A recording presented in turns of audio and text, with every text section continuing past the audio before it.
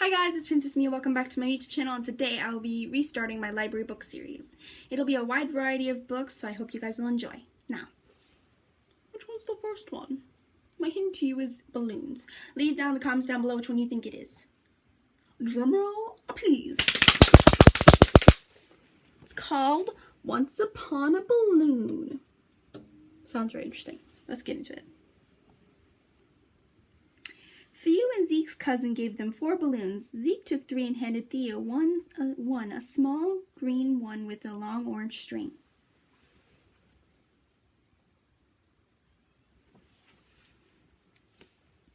With all 4 balloons weaving this way and that, Theo's father had to strain to see out the car's back window. Before they got out of the car, Theo's mom offered to tie Theo's balloon to his wrist, but Theo said no. "Don't let go of the string," said his mom. "Don't let go of the string," said his dad. "Don't let go of the string," said his brother, Zeke. He told Theo that if he did, he wouldn't give him another one because he would waste that one too. Theo thought Zeke was probably right.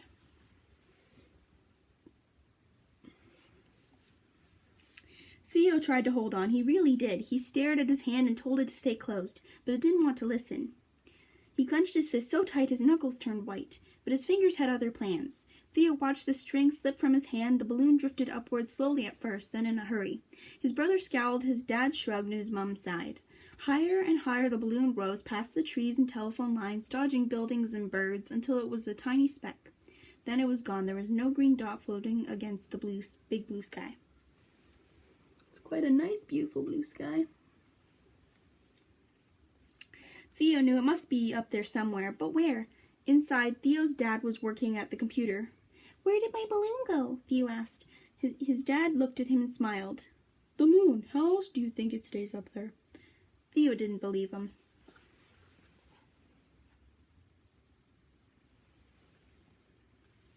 Theo's mom was painting. He asked her where his balloon had gone. "Oh, it probably popped when the air pressure changed way, way up high," she said. Theo didn't believe her, but just in case, he went outside to see if any pieces of popped balloon had landed on the ground. There was nothing there, so he went to find his brother.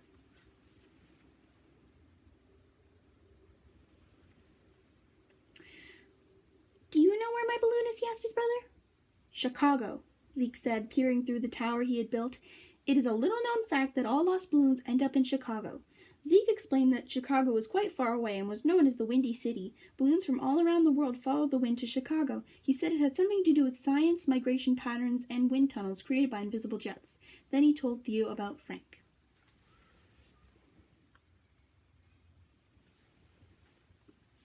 Frank was in charge of the balloons that landed in Chicago. His official title, Nocturnal City Collection Custodian, was one Frank had held for over 35 years. Night after night, to avoid disturbing the public, Frank loaded his box of balloon-grabbing tools into his truck.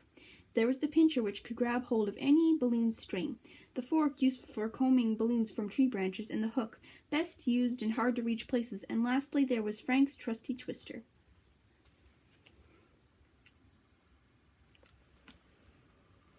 Zeke said Frank was tired and wanted to retire. For 10 years, the city had posted an ad in the newspaper looking for a replacement.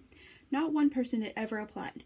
Frank's boss gave him a night off once, said Zeke, but a bunch of 110th birthday balloons from Japan caused a traffic jam on the highway.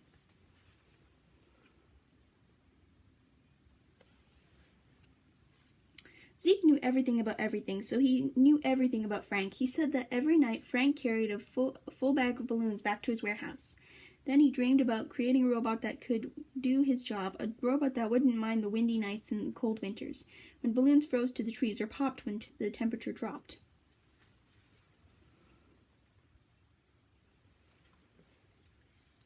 Inside Frank's warehouse were birthday balloons, baby balloons, graduation and retirement balloons, plain, spotted, and polka-dotted balloons. They drifted above Frank in a big, happy balloon family. Theo liked the thought of hundreds of balloons hovering above like a big cloud, but Zeke said the balloons only reminded Frank of all the special occasions he had missed due to the odd hours he kept. "Look, there's some cats." Frank started every shift at sunset with a cup of coffee and a long sigh, said Zeke, but lately Frank had begun to tinker with the robot parts he had collected. When he's done tinkering, he starts his truck and circles the city. He finds balloons on trees, balloons on pathways, and balloons in fountains. Balloons love fountains.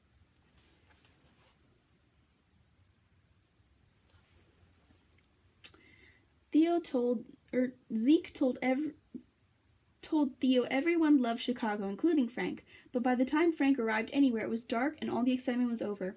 Frank wanted to see the crowd, smell the hot dogs, and hear the children cheer at the big game. Theo felt sad for Frank. For his loneliness and long nights, he wanted to tell Frank to go ahead and build the robot, and that his mom said if you believe in yourself, you can do anything. He wanted to tell Frank all of this, but he didn't know how, so in the morning he asked his brother.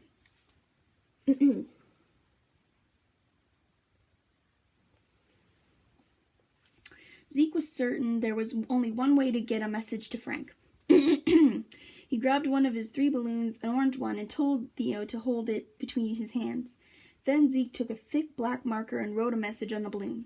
"Dear Frank," it said, "good luck with your robot, from Zeke and Theo." The brothers went outside and let the balloon go. It floated away, dodging trees, buildings, and birds, drifting in the breeze until it disappeared. Zeke said it was lucky they had an orange balloon because orange balloons are faster than any other color of balloon. It would only take a day for their message to reach Chicago.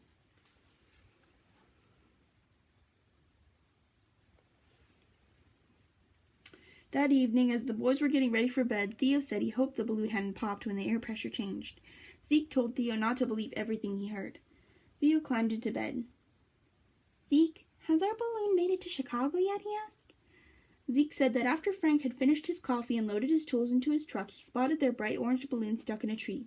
He pulled the twister out and brought the balloon down. When he read our message for the first time in a long time, Frank smiled. Zeke said Frank was happy because finally one of the balloons was for him. That's sweet. That's really sweet.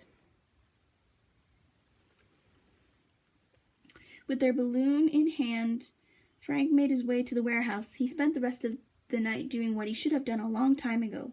He tinkered and tinkered until his robot was no longer a dream. And that is the end of Once Upon a Balloon. I hope you guys have enjoyed the story and learned something new. Please like and subscribe and leave a comment down below about what you thought this book was that you probably did at the beginning of the video. And please leave down in the comments down below which books you would like to see next. Thank you guys for watching this video. Have a wonderful day and I'll see you guys tomorrow. Bye everybody!